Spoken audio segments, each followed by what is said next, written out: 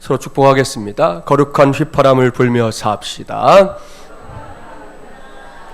금식 기도도 거룩한 휘파람입니다.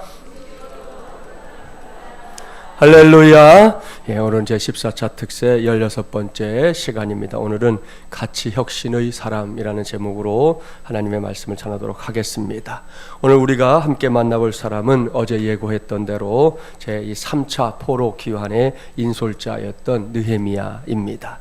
느헤미야는 나라가 망하고 수도인 예루살렘의 성벽이 다 이렇게 무너져 내린 현실을 이제 바꾸기 위해 바사 제국의 이 아닥사스다 왕의 허락을 받아낸 사람이지요. 왕의 총애를 받고 있던 느헤미야는 유대의 총독으로 새롭게 부임하면서 유대인들을 다수 데리고 돌아오게 됩니다. 이러한 느헤미야가 고국에 돌아와서 제일 먼저 행했던 것이 뭐냐? 오늘 주신 말씀의 제목에 등장하는 이 가치 혁신입니다. 저는 이것이 느헤미야가 불었던 거룩한 휘파람 가운데 하나였다, 그렇게 생각합니다. 그렇다면 가치 혁신이란 뭐냐? 지금으로부터 한 10여 년 전에 우리 한국계 미국인인 이 찬킴, 우리나라 이름으로는 김위찬이라고 하는 분인데요, 바로 저 찬킴 교수가 주창한 것이 가치 혁신, 밸류 이노베이션이라고 하는 이 이론이었습니다. 이 이론은 구미 사회에서 큰 주목을 받았습니다. 그 전까지 기술 혁신, 경영 혁신 이런 말들은 있어 왔지만 가치 혁신이란 용어는 이 찬킴 교수가 처음으로 주창했기 때문입니다. 지난 1월에도 우리나라에 와서 이렇게 큰 강연을 하고 다시 돌아갔는데요. 이 이론의 핵심은 이것입니다. 첫째, 기업은 고객이 추구하는 가치가 무엇인지를 파악해야 된다 하는 것이고, 둘째, 그 가치를 이제 창출해내기 위해서 필요한 모든 것을 과감하게 혁신해야 한다 하는 것입니다. 여기에 해당되는 구체적인 예를 하나만 들어볼게요. 요즘 우리나라에서 비롯해서 전 세계 다 통틀어서 이 카메라 시장이 살아있나요? 죽어있나요? 네, 죽어있습니다. 잘 아시네, 그죠? 카메라 시장의 전성기는 뭐니 해도 이 필름을 사용하던 시절이었습니다. 생각나시죠? 옛날에 필름 넣어서 우리 쓰던 카메라. 그런데 1975년에 코닥이라고 하는 이 카메라, 이 필름 회사에서 세계 최초로 이 세슨 디지털 카메라를 만들게 됩니다. 지금에 비하면 그야말로 매우 허접한 우리 디카라고 줄여서 부르죠. 디카인데요. 그래도 이것이 카메라와 관련해서는 가치 혁신을 일으킨 중요한 사건 중에 하나입니다. 왜요? 이전에는 사진을 찍으면서 뭘 걱정했습니까? 비싼 필름 값을 걱정했습니다. 그래서 유명 배우들도 촬영 현장에서 한 번에 딱 찍고 컷 끝나야지, 이게 NG가 나면 이게 민망한 거예요. 그 필름 값이 굉장히 비쌌으니까. 그래서 필름 하나 놓치고 또 NG가 나면 그것 때문에 고개 숙이고 하는 그런 배우들이 있었는데요. 디지털 카메라는 이런 걱정을 싹 없앴습니다. 그야말로 사진을 막 무한대로 찍을 수 있고, 또 마음에 들지 않으면 어떻게 돼요? 삭제하면 되는 거예요. 그런 시대, 아주 희한한 시대가 열린 겁니다. 그런데 그 희한했던 세상도 그리 오래 가지 못했습니다. 한창 디카가 사람들에게 인기를 끌고 있는 와중에 뭐가 나타났어요? 짜잔! 스마트폰이 나타났습니다. 스마트폰은 이전에 사용했던 이 핸드폰의 기능, 그러니까 전화를 길거리에서 걸고 받고 하는 기능만 갖고 있는 게 아니죠. 별의별 기능이 다 들어가 있는데 그 중에 대표적인 것이 카메라 기능입니다. 시간이 흐를수록 웬만한 디카보다 훨씬 더 좋은 화질의 이 스마트폰이 나오니까 디카 시장은 급격하게 오그라들었습니다. 2018년 3월 현재 직업적인 전문가들을 제외하고 디카를 찾는 사람들이 이제 대한민국에 거의 없는 현실이에요. 집에 예전에 이렇게 쓰시던 그 필름 카메라들도 팔 수 있을 때가 있었거든요. 좋은 값을 받고. 지금은 어림도 없어요. 그게 아무리 그때 비싸게 주고 사셔서도 이제 끝났어요. 더 이상 사용하지 못하는 그런 고물이 되고 만 것이죠. 이 모두가 이 가치 혁신의 결과인데요. 결국 가치 혁신을 해낸 이들은 살아남았지만 그렇지 못한 이들은 도태되고 만 것입니다. 이렇게 개인이나 기업의 흥망성쇠를 좌우하는 가치 혁신의 중요성은 오늘의 본문인 느헤미야서에서도 확인할 수 있습니다. 먼저 본문 11절 말씀을 보세요. 느헤미야가 감격 가운데 예루살렘에 도착한 지 사흘째 되던 날이다 그랬습니다. 지난 3일 분명히 꿈같이 지나갔을 겁니다. 친족인 하나니로부터 예루살렘의 처참한 상황을 전해 듣고 이 느헤미야가 얼마나 마음이 쓰였는지 모릅니다. 아마 매일 하늘만 보면 눈물이 흘렀을걸요. 예루살렘을 생각하면 속에서 막 불덩어리가 올라왔습니다. 그때마다 느헤미야는 기도했습니다. 때로는 통곡하며 기도했고 때로는 금식하며 하나님의 도우심을 구했습니다. 어떻게든 이 예루살렘을 재건해야겠다는 간절한 마음을 품고 말입니다. 그런 우여곡절 끝에 지금 예루살렘에 와 있는 겁니다. 느헤미야가 예루살렘에 오자마자 했던 일이 있습니다. 여기서부터 가치혁신의 사람인 느헤미야가 진가를 드러내게 되는데요. 그가 제일 먼저 한 일이 뭐냐? 그것은 자신이 감당해야 할 역할에 대해 최선을 다하는 것이었습니다. 본문 12절부터 15절 말씀 봉독해 볼까요? 12절부터 15절입니다. 내 하나님께서 예루살렘을 위해 무엇을 할 것인지 내 마음에 주신 것을 내가 아무에게도 말하지 아니하고 밤에 일어나 몇몇 사람과 함께 나갈새 내가 탄 짐승 외에는 다른 짐승이 없더라. 그 밤에 다 알고 있을 겁니다. 어떤 모임이든지 사람들이 모이면 하다못해 여러분 동물의 세계에서도 각자에게 이렇게 맡겨진 역할이 있잖아요. 그 역할을 잘 감당하면 공동체가 행복해집니다. 그렇지 못한 사람들이 늘어나면 어떻게 됩니까? 그 공동체는 불행해질 수밖에 없는 것이죠. 이런 이야기가 있어요. 사이좋게 자기 역할을 잘 감당하던 이 코하고 눈이 어느 날부터인가 서로 삐쭉삐쭉거리더니 마침내 꽝 싸우게 됐다는 거예요. 그럴 일이 없어야 되는데, 그죠? 네. 코가 먼저 말문을 열었습니다. 야, 누나, 너는 쑥 들어가서 볼품이 없어. 예? 자랑할 것이 하나도 없구나. 얼굴이 예쁜 건 내가 오똑하게 나와 있어서 그런 거야. 알아들어? 이렇게 자존심이 상하는 소리를 들었으니까 눈이 가만히 있을 리가 없잖아요. 뭐야? 내 눈이 볼품이 없다고? 그래, 니까짓 게 그렇게 잘났냐? 그렇다면 너 한번 당해볼래? 머리끝까지 화가 난 눈이 눈을 콱 감아버렸어요. 화가 나니까 하는 거죠. 그러니까 어떻게 됐어요? 앞을 못 보게 됐잖아요. 결국은 넘어져가지고 오똑하던 코가 와장창 깨지고 말았습니다. 이렇게 되자 상황은 점점 험악하게 변해갔습니다. 줄줄줄 흐르는 코피를 솜으로 틀어막은 코는 생각할수록 막 우울했어요. 그날 밤 잠도 못 잤어요. 그냥 있을 수가 없어가지고 저 나쁜 눈 녀석, 지금까지 내가 냄새를 맡아줘서 자기가 나쁜 것을 먹지 않고 건강하게 산 것도 모르고, 그래 네 마음대로 해봐라, 반드시 후회하게 될 거다. 이렇게 벼르던 코가 국리 끝에 뭘 했냐? 여러분 쌍디귿 오 이응 아시죠? 네, 쌍디귿 오 이응을 쌈장처럼 만들어가지고 식탁에 딱 올려놨어요. 자, 그러니까 볼 줄만 알았지 냄새를 맡지 못하는 눈은 쌍디귿 오 이응을 상추쌈에 싸서 아주 맛있게 먹었다고 하는 전설 따라 삼천리입니다. 네. 자, 새벽부터 다분히 황당하고 우스운 이야기지만 적어도 각자가 자신의 역할에 최선을 다한다는 게 얼마나 중요한 것인지는 알게 해주는 이야기예요. 각자의 역할에 만족했더라면 여러분 코도 눈도 괜한 일 당하지는 않았을 겁니다. 그리고 이런 유형의 일들 이야기 속에만 있나요? 아니요. 우리가 사는 세상 속에서도 종종 일어납니다. 따라서 우리가 여기서 관심을 가져야 할 것은 지금 내게 주어진 역할이 뭔가? 나는 무엇을 할 것인가? 라는 질문이고, 이 질문에 대한 답이 애매모호한 사람은 그 삶도 애매모호해질 수밖에 없는 것입니다. 반면에 그 답이 선명한 사람, 그의 삶은 역시 선명해질 줄 믿습니다. 느헤미야의 삶이 그랬다는 거예요. 그는 총독의 신분으로 부임했지만 총독 자체에 관심이 있었던 게 아닙니다. 그는 하나님께서 주신 사명에 충실했습니다. 오늘 말씀에 나오죠. 내 하나님께서 예루살렘을 위해 무엇을 할 것인지 내 마음에 주신 것을 이라고 말하고 있습니다. 하나님이 내게 주신 게 있다는 거예요. 내가 여기 와 있는데 왜 와 있냐? 그냥 총독이라고 하는 신분을 누리기 위해서 와 있는 게 아니라 하나님이 내게 주신 마음, 그것을 해가려고 와 있다는 거예요. 이때 하나님께서 주신 마음이 뭐예요? 그것은 예루살렘의 상황을 파악하는 것이었습니다. 그 사명에 따라 알게 된 예루살렘의 현실이 뭡니까? 성벽은 다 무너졌고 성문을 홀랑 다 불타버린 것이었습니다. 느헤미야는 상황 파악이 끝나자 그 다음 단계로 향합니다. 그것은 어떻게 이 문제를 해결할 것인가 입니다. 앞서 이것이 가치혁신의 두 번째 단계다 말씀드렸어요.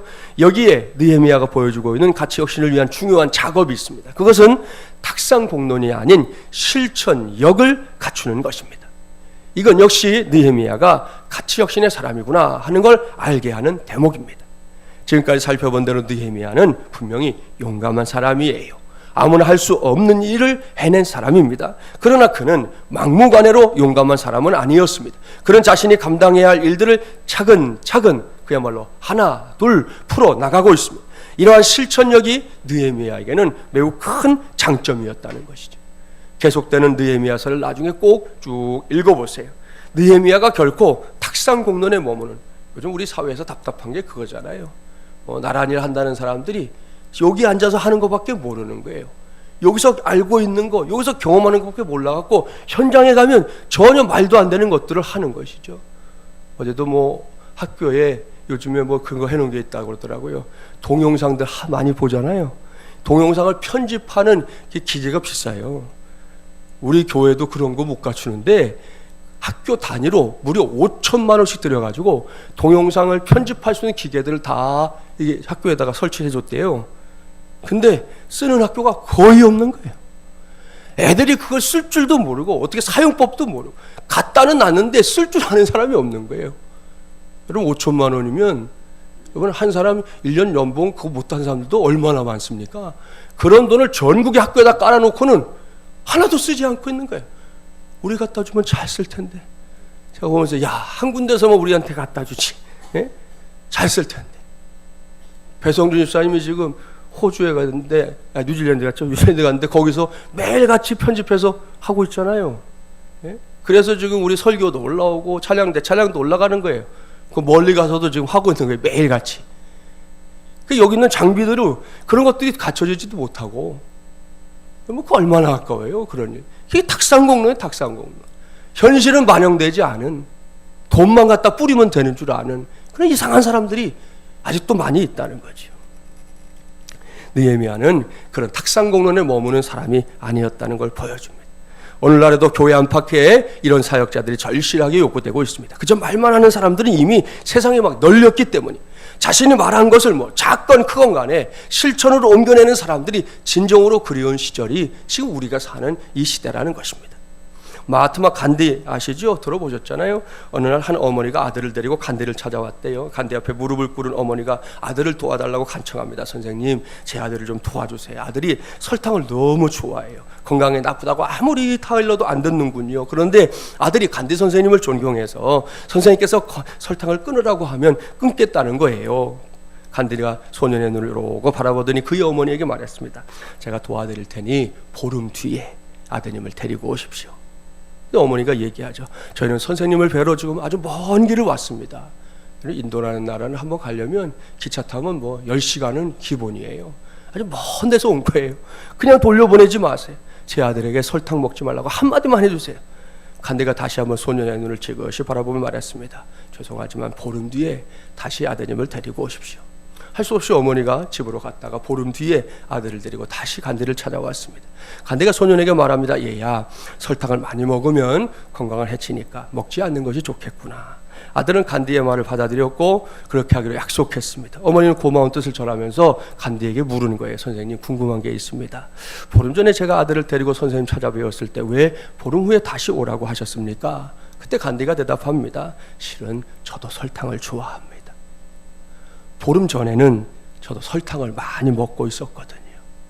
아이에게 설탕을 먹지 말라고 하기 전에 제가 먼저 설탕을 끊어야 했기 때문입니다. 그렇게 대답했다는 거죠. 참 멋지지 않습니까?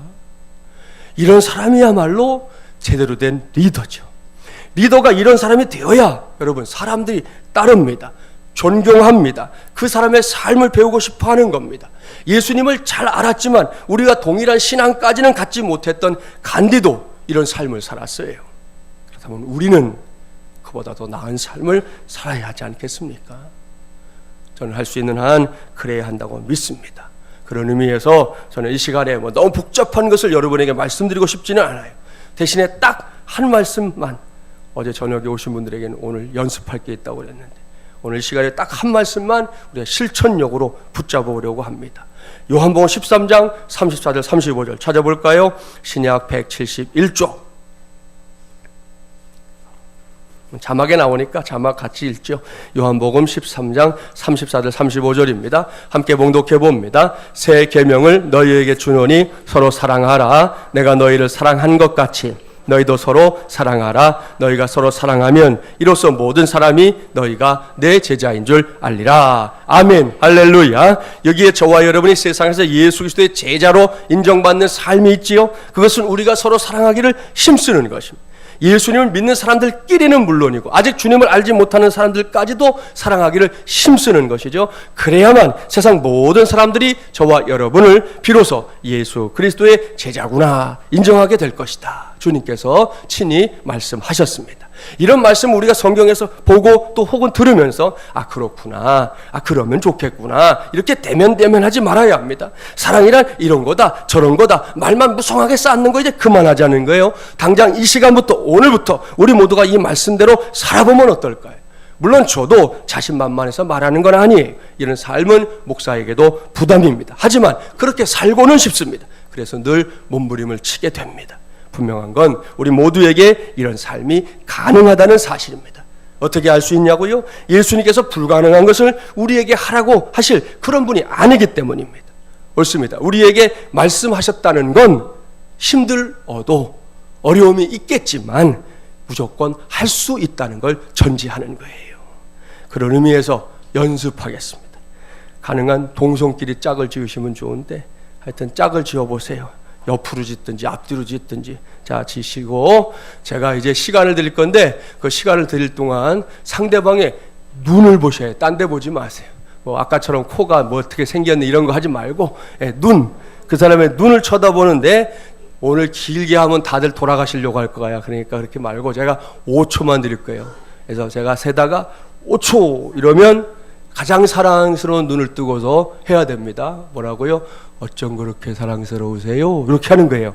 아시겠죠? 지금 아직 하면 안 돼. 쳐다보세요. 자, 시작하면 눈을 쳐다보셔야 되니까 눈, 상대방 눈, 시작. 아직 시간 제가 5초 한다니까. 5초 하면 이게 금방 하고 넘어가려고 벌써 하자마자 어쩜 그렇게 사랑스러우세요? 이렇게 넘어가려고 그러죠. 그러지 말고 자 5초 동안만 상대방 눈을 보란 말이에요. 눈. 자, 제가 시간 잴게요. 1초, 2초, 3초, 4초, 5초! 할렐루야. 새벽에 오신 분들은 그래도 잘하네. 제가 원래 이게 20초 하려고 그랬거든요. 여러분이 죽는다고 할까봐 5초로 줄인 거예요. 20초 하려고 그랬는데. 당장 오늘부터 탁상공론이 아닌 이러한 실천력으로 우리가 서로 사랑하는 것은 물론이고 저와 여러분이 예수 그리스도의 제자라는 사실을 온 천하에 좀 알리면서 살게 되기를 바랍니다. 우리에게는 이렇게 사는 것이 가치 혁신의 삶이에요. 느헤미야가 그렇게 살고 있습니다. 그는 상황 파악만 하고 뒷짐 딱 진 채 가만히 있었던 게 아닙니다.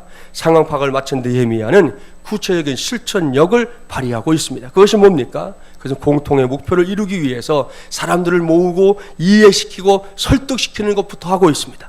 보면 17절 18절 함께 봉독해 볼까요? 17절 18절입니다.